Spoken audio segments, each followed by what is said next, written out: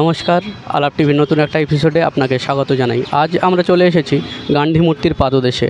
এখানে 1150 দিন ধরে যে যোগ্য চাকরি প্রার্থীরা দিনের পর দিন অবস্থান বিক্ষোভ করছে তাদের কাছ থেকে জেনে নেব তাদের কিভাবে দিন যাপন করছেন, তাদের পরিবার কিভাবে চলছে এবং তারা কতটা কষ্টে এই তপ্ত রৌদ্রের মধ্যে তাদের দিন কাটাচ্ছেন এবং তাদের পরবর্তী পদক্ষেপ কী। আসুন জেনে নেওয়া যাক। দিদি, কেমন আছেন? কেমন আর থাকবো, আছি। আপনাদের এই যে যোগ্য চাকরির যে লড়াই, এই কতদিনে পূর্ণ হলো? আচ্ছা, 1150 দিন পূর্ণ হলো। প্রতিদিনই আসেন এখানে? হ্যাঁ, প্রায় প্রতিদিনই আসি। যেমন হচ্ছে স্কুল শুরু হয় 10টা থেকে 5টা, পুরো সেরকমই প্রত্যেক দিন এখানে আসি। কি ভাবছেন, এভাবেই কি দিনের পর দিন কেটে যাবে, নাকি কোনো পদক্ষেপ আপনারা নিচ্ছেন বা সরকার আপনাদের জন্য কিছু ভাবছে? দেখুন, সরকার যদি ভাবতো তাহলে আজকের আমাদের রাস্তায় এসে 1150 দিন বসে থাকতে হতো না। আমরা ভেবেছিলাম যে সরকার নিয়োগ দেবে, কিন্তু নিয়োগের ব্যাপারে কোনো উৎসাহ নেই। সরকার সঠিকভাবে তথ্য যে হাইকোর্টে তুলে দেওয়ার কথা ছিল সেটাও দেয়নি। এখন বর্তমানে সুপ্রিম কোর্টে চলে গেছে বিষয়টা। এখন যদি সরকার এবং শিক্ষা দপ্তর প্লাস এসএসসি এবং মধ্য শিক্ষা পর্ষদ সবাই মিলিত যৌথ উদ্যোগে যদি বিষয়টা সমাধানের চেষ্টা করে তবেই সমাধান হবে, নাহলে জীবনেও এই বিষয়ে সমাধান হবে না বলে আমরা মনে করি। সরকারের পক্ষ থেকে কোনো রকম আশ্বাস দেওয়া হয়েছে বা কেউ এসেছে আপনাদের সাথে দেখা করতে? দেখুন, সরকারের সঙ্গে 2019 সালে মাননীয় মুখ্যমন্ত্রী প্রেস ক্লাবের সামনে এসে বলেছিল যে ওয়ান টাইম ল চেঞ্জ করে যারা প্যানেলে আছে প্রত্যেকের নিয়োগ হবে, কিন্তু আজও নিয়োগ হয়নি। মাননীয় অভিষেক বন্দ্যোপাধ্যায়ের সঙ্গে 2022 সালে বৈঠক হয়েছিল, তারপরে বারে বারে বৈঠক হচ্ছে শিক্ষা দপ্তরের সঙ্গে। বর্তমান শিক্ষামন্ত্রী এবং এসএসসি চেয়ারম্যান সমেত 2 থেকে 3 বার বৈঠক হয়েছে লাস্ট 2023 সালে, কিন্তু এখন আমাদের নিয়োগ হয়নি। তারা বারবার মুখেই বলেছে তোমাদের নিয়োগ হবে। তোমাদের মাননীয় শিক্ষামন্ত্রী বারবার বলে আসছেন তোমাদের যদি ওই মাস সঠিক থাকে তবেই নিয়োগ হবে। উনি এই কথাটা বারবার বলছেন, কিন্তু কবে নিয়োগ হবে? আমাদের কি মৃত্যুর পরে নিয়োগ হবে? আমরা সেটাই শুধু জানতে চাই, মৃত্যুর পরে কি আমাদের পরিবারগুলো নিয়োগ পাবে আমাদের বদলে? আমাদের পরিবার তো শেষ হয়ে গেছে। এই চাকরিটা পাওয়া ভেবেছিলাম, প্রত্যেকেই আশা করেছিল আমাদের তাদের ঘরের ছেলেমেয়েরা চাকরি পাবে, কারণ আমরা যোগ্য এবং জেনুইন ক্যান্ডিডেট অনেক কষ্ট করে পড়াশোনা করে আজকের এই জায়গায় রাস্তায় বসে থাকতে হচ্ছে। এর থেকে দুঃখ আর কষ্টের কী হতে পারে? এই যে 26,000 ছেলেমেয়ের যে চাকরি চলে গেল একটা কোর্টের রায়, এই রায়টাকে আপনি কিভাবে স্বাগত জানাচ্ছেন? দেখুন, সরকারের শিক্ষা দপ্তর এবং এসএসসির তরফ থেকে যদি সঠিকভাবে তথ্য কোর্টে তুলে ধরাতো কখনোই এই প্যানেলটা বাতিল হতে পারতো না বলে আমরা মনে করি। তারা তুলে ধরেনি বলেই তো আজকের এই রায় হয়েছে। আজকের যারা যোগ্য শিক্ষক তাদেরকে রাস্তায় নেমেছে। আমার তো রাস্তায় পড়ে আছি 8টা বছর হয়ে গেছে, তা সঙ্গে সঙ্গে যোগ্য জেনুইন ক্যান্ডিডেট যেসব শিক্ষকরা আছে তাদেরও রাস্তায় এনে ফেলেছে। এর জন্য দায়ী তো সরকার এবং তার শিক্ষা দপ্তর এবং এসএসসি কমিশনের চেয়ারম্যান থেকে শুরু করে যারা আছে তাদের তো গাফিলতি পুরো ধরা পড়ছে। বারবার চেয়ারম্যান স্যার বলছে না তোমাদের নিয়োগ হবে। আমাদের ছেলেমেয়েরা প্রত্যেক সপ্তাহে গেলে উনি বলতে তোমাদের নিয়োগ হবে। যেমন বাচ্চাদেরকে ভুলিয়ে রাখে, উনি বারবার আমাদের ভুলিয়ে রেখেছিলেন 1.5 বছর ধরে। আর কি বলবো? আপনারা চাকরিটা পাননি কেন? আপনারা কি ওই টাকা দিয়ে চাকরিটা নিতে পারনি বলে? দেখুন, আমরা চাকরিটা অবশ্যই পেতাম, সরকারের সদিচ্ছা থাকতে হবে তবেই তো চাকরিটা পাবো। টাকা দিয়ে আমরা কেন? আমাদের মেধার পরিচয় টাকার প্রশ্ন উঠছে কেন? টাকার প্রশ্নই ওঠে না। আমরা খুব সাধারণ বাড়ির সাধারণ ছেলেমেয়ে, যোগ্যতার সঙ্গে পরীক্ষায় পাশ করছে, চাকরি পাবো সেই ভরসাতেই পরীক্ষা দিয়েছিলাম, মেরিটের পরিচয় দিয়েছি। এ তো সরকারের শিক্ষা দপ্তর এবং পর্ষদ এবং কমিশন সবাই মিলে তো যৌথভাবে এই দুর্নীতিটা করছে। তার ফলেই তো আজকের আমাদের রাস্তায় এসে বসে থাকতে হয়েছে। আজকের সুপ্রিম কোর্ট জানতে পারছেন যে 7,000 জন অযোগ্য। এটা কিন্তু সংখ্যাটা শুধু 7,000 নয়, আমরা মনে করি আরও অনেক আছে। এটা 10 থেকে 12,000-এ পৌঁছে যাবে দেখবেন শেষ পর্যন্ত। আপনাদের পরিবারে কতজন আছে? পরিবারে আমরা 5-6 জন আছি ফ্যামিলি। কিভাবে চলে আপনাদের পরিবার? দেখুন, আমার পরিবারে আমার বাবা বর্তমানে 66 বছর বয়স, পেনশন হোল্ডার। সেই পয়সাতেই আমাদের পরিবারটা চলে। আমার ভাই এমএ বিএড করা আছে, সেও পরীক্ষা দিতে পারে। 2016 সালের পর তো নিয়োগই হয়নি, সেও ঘুরছে। সে একটা প্রাইভেটে কাজবাজের চেষ্টা করছে, টুকটাক করে চলে, এইভাবেই চলে। এই বয়সে এসে আপনি এখনও পর্যন্ত যে বাবার পেনশনের টাকায় সংসার চলছে তাতেও আপনার চলে যাচ্ছে, এটা কতটা কষ্টের আপনার কাছে? দেখুন, প্রত্যেক মাসে বাবার থেকে টাকা নিতে খুবই কষ্ট লাগে, কারণ বাবারও তো বয়স হয়ে গেছে আর উনি অসুস্থও আছে। এতে কষ্ট আর দুঃখের ক্ষেত্রে আজকের আমরা যোগ্য হওয়ার সাথে চাকরিটা করলে 7 থেকে 8 বছর হয়ে যেত, সেই উপার্জনের পয়সাটা বাবা মার হাতে তুলে দিতে পারতাম, কিন্তু পারিনি। এর থেকে দুঃখ কষ্টের আর কী হতে পারে? আজকের MA BEd করে মানে যোগ্যতার পরিচয় দিয়ে রাস্তায় বসে থাকতে চাই। MA BEd শুধু নয়, আমি ডবল MA করেছি। এই মানে শিক্ষক লাইন মানে স্বপ্নটা মানে একদিনে আসেনি, ছোটো থেকেই স্বপ্ন ছিল যে স্কুলের টিচার হবো। সেই স্বপ্নটা ভেঙে চুরমার হয়ে গেছে এই কিছু মানুষের জন্য, আর এই সরকার এবং শিক্ষা দপ্তরের জন্য। তারা জানে যোগ্য জেনুইন ক্যান্ডিডেট কারা, এবং প্রত্যেকের মানে প্যানেলে যে আমাদের নাম আছে পুরো শিক্ষা দপ্তরে আছে। বারবার নথিগুলো ওনারা তুলে ধরছেন না বলেই আজকের এই সমস্যাগুলো আরও বেশি বৃদ্ধি পাচ্ছে। আমরা চাই এই বিষয়ে ওনারা উদ্যোগ নিন। অনেক হয়েছে, আমাদের জীবনটা নিয়ে তো ছিনিমিনি খেলছেন, আমাদের সঙ্গে সঙ্গে যারা জেনুইন ক্যান্ডিডেট প্রত্যেকের জীবন নিয়ে ছিনিমিনি খেলছে। আমরা চাই সমাধান। ভবিষ্যতে কি এভাবেই ধর্নায় বসবেন নাকি কোনো কিছু ভাবছেন? দেখুন, আমরা যোগ্য এবং জেনুইন ক্যান্ডিডেট, আমরা ইচ্ছা করে কেউ ধর্নায় আসিনি। আমাদের অধিকার আদায়ের জন্য এই ধর্না মঞ্চে এসেছি। আমরা এর শেষ দিকে ছাড়ব। সব শেষে কি বলবেন? সবশেষে একটাই কথা বলবো, সরকারের এখনও সময় আছে, শিক্ষা দপ্তরের এখনও সময় আছে দ্রুত এই বিষয়ে সমাধানের জন্য। সুপ্রিম কোর্টে যে মামলাটা চলছে সে বিষয়ে তথ্যগুলো তুলে ধরুন, এবং আপনারা বলুন যে হচ্ছে যোগ্য শিক্ষকদের নিয়োগ করতে চাই এবং হচ্ছে ওয়েটিং লিস্টে যারা যোগ্য জেনুইন ক্যান্ডিডেট এবং প্রত্যেকের হচ্ছে মানে ওএমআর সিট সঠিক আছে তাদেরকে আমরা নিয়োগ করতে চাই, সেই বিষয়টা তুলে ধরুন, তবেই এই বিষয়ে সমাধান হবে। এইটুকুই আবেদন। আপনার নামটা বলবেন? করবী নস্কর। দেখুন, আমরা তো এখানে বসে থাকার জন্য এই নিয়োগের পরীক্ষাটা তো দিইনি। আমরা নিজেদের যোগ্যতার প্রমাণ দিয়ে ভেবেছিলাম হয়তো স্কুলের যে শিক্ষকতার যে পেশাটা তাতে যুক্ত হব, কিন্তু স্কুল সার্ভিস কমিশনের দুর্নীতির কারণে আমাদেরকে সেই স্বপ্নটা ভঙ্গ হয়েছে এবং দীর্ঘদিন এই রাস্তায় বসতে বাধ্য হয়েছি আমরা। তো এর দায় পুরো স্কুল সার্ভিস কমিশনকেই নিতে হবে। এবং বর্তমানে যে ম্যাটারটা এখন হাইকোর্টে ছিল সেখান থেকে প্যানেলটা ক্যান্সেল হলো, সেটা পুরোপুরি স্কুল সার্ভিস কমিশনের সদিচ্ছার অভাবেই হয়েছে। এখন বর্তমানে সুপ্রিম কোর্টে গেছে, শুনানি চলছে। এখন সুপ্রিম কোর্টে যদি পুনরায় সে সদিচ্ছার অভাবটা দেখায় তাহলে হয়তো প্যানেলটা আর টিকবে না। কিন্তু স্কুল সার্ভিস কমিশন এখন বলছে যে তারা যোগ্য অযোগ্যের লিস্টটা দেবে। এই কথাটা হাইকোর্টেও তারা বলে আসছিল, কিন্তু দেয়নি। তাই সুপ্রিম কোর্টে যতক্ষণ তারা না দিচ্ছে ততক্ষণ তাদের প্রতি কোনো বিশ্বাস নেই যে কতজন যোগ্য আছে কতজন অযোগ্য আছে।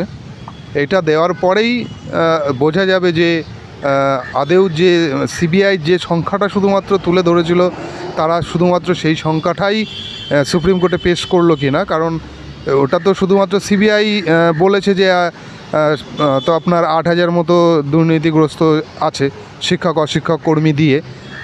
স্কুল সার্ভিস কমিশন নিজে থেকে তো ওর বাইরে একজনকেও চিহ্নিত করেনি।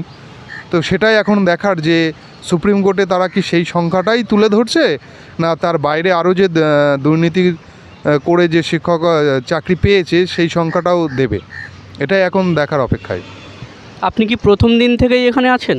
হ্যাঁ, প্রথম দিন থেকেই, কারণ আমি একজন যোগ্য বঞ্চিত চাকরি প্রার্থী। তাই আমার দাবিটা আমাকেই করতে হবে, আমার দাবির জন্য অন্য কেউ বলবে না। তো নিজের লড়াই নিজেকেই করতে হবে, সেই নিজের লড়াইয়ের জন্যই এখানে রাস্তায় 1150 দিন ধরে রয়েছে। আপনাদের পরিবার কি করে চলছে? দেখুন, পরিবার বাবা রাজমিস্ত্রির কাজ করে, এর ওপরেই চলছে। যেখানে আমাকে পরিবারের দায়িত্ব নেওয়া দরকার ছিল সেই লক্ষ্য পূরণের জন্যই পড়াশোনা করেছি, দিনরাত জেগে পড়াশোনা করে পরীক্ষা দিয়েছি, পাশ করেছি। যখন ইন্টারভিউ দেওয়ার পরে তো আমরা বুঝতে পেরেছি যে আমি আমার ইন্টারভিউ কেমন দিলাম বা আমি আমার রিটেন পরীক্ষাটা কেমন দিয়েছি, আমি পাবো কি না। তো তখন আমার কিন্তু নিজের মধ্যে একটা কনফিডেন্স এসছে যে হ্যাঁ আমি এবার পাবো, মানে আমার যা নাম্বার আসবে তাতে আমি এম প্যানেলে থাকছি, আমি পাবো। কিন্তু পরবর্তীতে দেখলাম যে এম প্যানেল তো দূরের কথা, আমাদেরকে মানে এতটাই দুর্নীতি করা হয়েছে যে আমাদেরকে ওয়েটিংয়ে চলে গেলাম আমরা। আর ওয়েটিংয়ে এমনভাবে মানে বঞ্চিত হয়েছি যে ওয়েটিংয়ের শেষের দিকে চলে গেছি। কারণ যারা বঞ্চিত করা হয় তারা হয় ওয়েটিংয়ের শেষে থাকে আর না হলে প্যানেলের বাইরে চলে যায়। এটাই তো আপনাদের মেধাটাকে বিক্রি করা হয়েছে বলতে? অবশ্যই মেধা তো বিক্রি করা হয়ে গেছে, সেটা প্রমাণিত হয়েছে। এটা হাইকোর্ট থেকে সিলমোহর পেয়েছে, এবার সুপ্রিম কোর্ট থেকে সিলমোহরটা পাবে যে এই রাজ্য সরকার এবং স্কুল সার্ভিস কমিশন যৌথভাবে শিক্ষকতার মতো একটা পেশার চাকরির পথকে বিক্রি করেছে, যেটা রাজ্যের শিক্ষা ব্যবস্থার মেরুদণ্ড ভেঙে দেওয়ার পরিকল্পনা আর কি। তো সেই জায়গা থেকে পরিবারের হয়তো এখানে ভেবেছিলাম যে হ্যাঁ এবার আমি পেয়ে যাচ্ছি, এবার পরিবারের দায়িত্বটা নেব, কিন্তু নিতে পারছি না। ফলে ওই পরিবার মানে এখন ধিক করে চলছে, মানে না চলার মতো বলা যায়, কোনো রকমে চলছে। দায়িত্বটা নেব, লড়াই করব না নিজে অন্য কোনো কাজে যুক্ত হব। কারণ আমি যদি আমার অধিকারের লড়াইটা ছেড়ে দিই তাহলে আর কেউ আমার অধিকারের লড়াইটা নিয়ে লড়বে না। তো আমার একদিকে যেমন এই লড়াইটা লড়তে হচ্ছে আমার ন্যায্য চাকরির অধিকারটাকে ফিরে পাওয়ার জন্য, তেমনি পরিবারের কথাও ভাবতে হচ্ছে যে বাবা মার পাশে দাঁড়াতে হবে আমাকে। এই দুটোর মাঝখানে পড়ে আমাদের জীবন দুর্বিষহ হয়ে উঠেছে। এখন স্কুল সার্ভিস কমিশনই একমাত্র পারে এর সঠিক তথ্য প্রমাণ সুপ্রিম কোর্টে পেশ করে যোগ্য অযোগ্যর বাছাই করে দিতে, তাহলেই এই প্যানেলটা বাঁচবে এবং যে সমস্ত যোগ্য শিক্ষকরা চাকরি করছিল তারা তাদের পদে বহাল থাকতে পারবে, এবং যে সমস্ত যোগ্য জেনুইন চাকরি প্রার্থীরা ওয়েটিংয়ে রয়েছে তাদেরকে যে বঞ্চিত করে ওয়েটিং করা হয়েছে, তাহলেও তারা যে অযোগ্যগুলো বাদ যাবে সেই জায়গায় সমস্ত ওয়েটিং চাকরি প্রার্থীরা চাকরিটা পাবে। আপনার বয়স কত হলো? আমার বয়স যখন আমি পরীক্ষা দিয়েছিলাম 2016-তে, তখন আমার বয়স ছিল 32, এখন 2024, তাহলে আমার কত হলো? বয়স 38 প্লাস 38-39 হয়ে গেল। এই 38 বছর বয়সে আপনার বাবা রাজমিস্ত্রি কাজ করে সংসার চালাচ্ছেন, আপনি দিনের পর দিন এখানে বসে আছেন, এটা কতখানি কষ্টের আপনার কাছে? কষ্টের মানে এই কষ্টটা মানে বলে বোঝানো যাবে না কাউকে। তবুও সেই আমার ওই বাবাই কিন্তু আমাকে সাপোর্ট দিয়ে যাচ্ছে, কারণ সে জানে যে আমার ছেলেটা যোগ্য, তার চাকরিটা চুরি হয়ে গেছে, সে কিন্তু আমাকে সাপোর্ট দিয়ে যাচ্ছে যে লড়াইটা চালিয়ে যেতে, কারণ লড়াই না করলে তো এই অধিকারটা ফিরে পাওয়া যাবে না। যে 26,000 জনের যে চাকরি চলে গেল, এটাকে কিভাবে দেখছেন আপনি? দেখো, এইটাকে দেখা বলতে যে এখানে সঠিক যদি তথ্য প্রমাণ দেওয়া হতো তাহলে এই রায়টা এরকম হতো না। এই রায়টাকে এর রায় মানে এই যে 26,000 ছেলেমেয়ের চাকরিটা চলে গেল, এর দায় পুরোপুরি সরকার এবং স্কুল সার্ভিস কমিশনের। কারণ তাদের হচ্ছে উদাসীনতার কারণেই এই 26,000 ছেলেমেয়ের চাকরি চলে গেছে, এবং তাদের দায়ভার সরকার এবং স্কুল সার্ভিস কমিশনকে নিতে হবে। বর্তমানে সুপ্রিম কোর্টে নিয়েছে, সেখানে রাজ্য সরকার এবং স্কুল সার্ভিস কমিশনকে সঠিক তথ্য প্রমাণ দিয়ে তাদের যোগ্য সম্মান দিয়ে পুনরায় স্কুলে ফেরানোর ব্যবস্থা করতে হবে। আপনার নামটা বলবেন? আমার নাম স্বরূপ বিশ্বাস, আমি 11-12-এর একজন যোগ্য বঞ্চিত চাকরি প্রার্থী। আপনারা মানে এই মুহূর্তে যে পরিস্থিতি আমরা দেখতে পাচ্ছি, 1150 দিন পার করে ফেললেন, কোনো সরকারের তরফ থেকে কোনো রকম কোনো পদক্ষেপ নেওয়া হয়নি, কি বলবেন? সরকারের তরফ থেকে পদক্ষেপ নেওয়া হয়নি একথা সত্য। তারা আমাদের সাথে বহুবার আলোচনা করেছে, অভিষেক ব্যানার্জি থেকে শুরু করে তারা আমাদের সাথে মিটিং করেছেন, বা মাননীয় মুখ্যমন্ত্রী আমাদেরকে সরাসরি যোগাযোগ করে কথা বলেছেন, কিন্তু কাজের কাজ কিছুই হয়নি। আলটিমেট ওই মানে শুকনো আশ্বাস ছাড়া আমরা কোনো কাজের কোনো পদক্ষেপ আমরা পাইনি আর কি, তাই আমরা আজও রাস্তায়। আপনাদের পরবর্তী পদক্ষেপ কি থাকবে? না এভাবেই কি চলবে? এই ধর্ণা মঞ্চ থেকে আপনারা প্রতিদিন আসবেন, এসে ধর্নায় বসবেন, এভাবেই চলবে? দেখুন, ধর্ণা মঞ্চ প্রতিবাদের একটা অংশ, এছাড়াও আমরা আইনের পথেও গেছি। কলকাতা হাইকোর্টের স্পেশাল বেঞ্চে যে মামলা চলছিল সেখানেও আমাদের পিটিশন ছিল। যাই হোক, সেই মামলার ফলে বা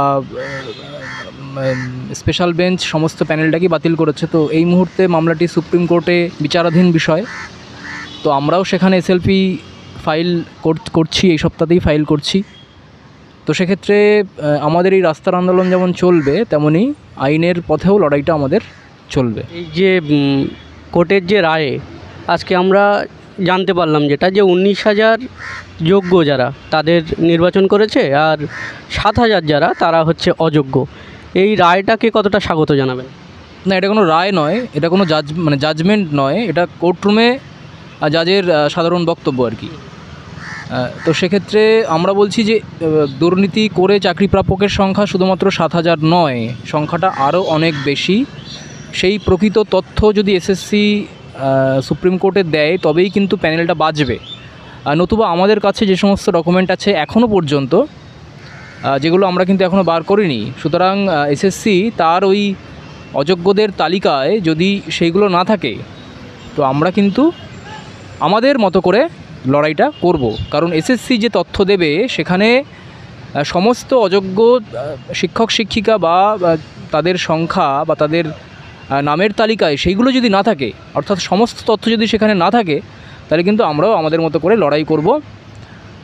অর্থাৎ কিছু কিছু যদি তারা গোপন করে, এখনও পর্যন্ত তারা যদি কিছু গোপন করে, সেটা কিন্তু তাদের জন্য ভালো হবে না, বরং প্যানেলটাই ক্যান্সেল হবে। সেখানে যোগ্যরাও যেমন আছে, অযোগ্যরাও আছে। এই যে কোর্টের একটা রায়ে 26,000 মতো শিক্ষকের চাকরি চলে গেল, এই রায়টাকে কিভাবে স্বাগত জানাচ্ছেন? না, রায়টাকে আমরা স্বাগত জানাইনি কখনোই, কারণ আমরা কখনোই চাইনি টোটাল প্যানেলটা বাতিল হোক।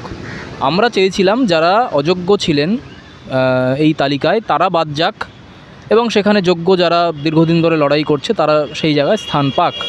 কিন্তু এসএসসির দ্বিচারিতা বলতে পারেন, এসএসসির কোনো সঠিক স্ট্যান্ড না থাকা, এইগুলো কিন্তু তাদের বিপক্ষে গেছে। এবং কলকাতা হাইকোর্ট বারে বারে এসএসসির কাছে জানতে চেয়েছে যে আপনারা তালিকা দিন, কারা যোগ্য কারা অযোগ্য তার তালিকা দিন। সেক্ষেত্রে তারা কোনো তালিকা দেয়নি, বরং রাজনৈতিক দলের মুখপাত্রের মতো তারা ভূমিকা বা তাদের আচরণ ছিল। তো সেক্ষেত্রে মহামান্য আদালত, মহামান্য কলকাতা হাইকোর্টের কোনো নিরুপায় হয়ে তারা এই প্যানেলটা ক্যান্সেল করতে বাধ্য হয়েছে, যেখানে যোগ্য চাকরিজীবীরা রয়েছেন এবং অযোগ্যরা তো রয়েছেনই। তবে সারাদিনে কতজন এখানে একত্রিত হন? দেখুন, সারাদিনে এটা তো একটা দীর্ঘদিন ধরে চলা একটা লড়াই, তো সেক্ষেত্রে চড়াই উতরাই থাকে। আর এই যে হিট ওয়েভ চলছিল বা মানে যেখানে 42-43 ডিগ্রি গরম, তার মধ্যে সকলের একই জায়গায় বসে থাকা বা দীর্ঘ মানে দূর থেকে যারা চাকরি প্রার্থীরা আসেন সকলের পক্ষেই আসা সম্ভব নয়। তো সেক্ষেত্রে কখনো খুবই সংখ্যাটা বেশি হয়ে যায় 40-50, বা কখনো সেটা নেমে আসে 15-20 জনে। এটাই এরকমভাবেই চলছে, দীর্ঘদিন ধরে লড়াইটা চালিয়ে যাচ্ছি আর কি। পরিবারের লোক কি বলছে এ ব্যাপারে, আপনারা যে এখানে অবস্থান করছেন? এখন পরিবারের লোক সবসময় পাশে আছে, কারণ অন্যায়কে মেনে নিয়ে ঘর বন্ধ করে বসে থাকার শিক্ষা তারা আমাদের দেননি। ফলে লড়াই চালিয়ে যাওয়ার যে মানে সাপোর্ট, মোরাল সাপোর্ট তারা আমাদেরকে সবসময় দিচ্ছেন। সব শেষে কি বলবেন? সব শেষে বলবো যে সুপ্রিম কোর্ট সঠিক বিচারটা করুক, যারা যোগ্য তাদের পাশে তারা থাকুক, এবং যোগ্যতার ভিত্তিতে নতুন করে প্যানেল হোক। কারণ সবটাই এসএসসির উপর নির্ভর করছে, তারা সঠিক তথ্য না দিলে প্যানেল বাঁচবে না, বরং নতুন করে রিকাস্ট হবে। তো সেক্ষেত্রে সকলেই সুযোগ পাবে, এবং পরীক্ষা না হয়ে বরং যদি ওএমআর টেস্টিংয়ের মধ্য দিয়ে এবং ভেরিফিকেশনের মধ্য দিয়ে নতুন করে যাচাইকরণের মধ্য দিয়ে আবার বিষয়টি শুরু হয়, তাহলে যোগ্য অযোগ্য সেটা বাছাও যাবে এবং সঠিক বিচারটা হবে। আপনার নামটা বলুন। আমার নাম অভিষেক সেন, এসএলএসটি চাকরি প্রার্থী।